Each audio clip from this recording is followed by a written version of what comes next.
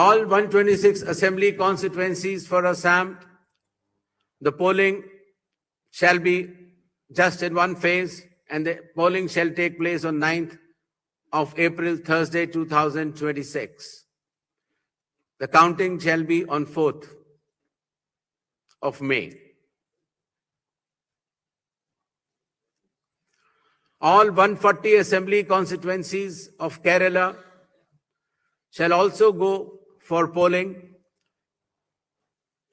on 9th April, that is Thursday, and counting shall be on the same day, that is 4th May 2026.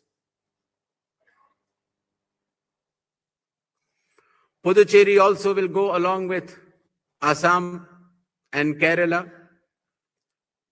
The date of poll is 9th April and the counting will be 4th of May.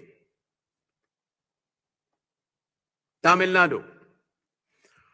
Tamil Nadu, all 234 assembly constituencies will go for poll on 23rd of April in one phase, and the counting shall be on the same day for all the 5 states/UT, that is 4th of May 2026. West Bengal.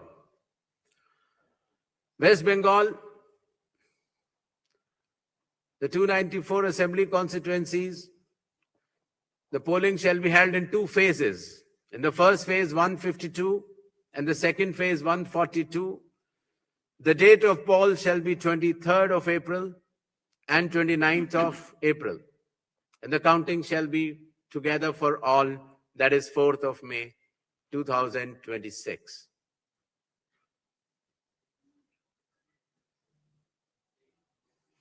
There will be 8 by-elections also, that is Goa, Gujarat, Karnataka, Maharashtra, Nagaland and Tripura. The name of the constituencies are mentioned here and the reasons, which will be circulated to you.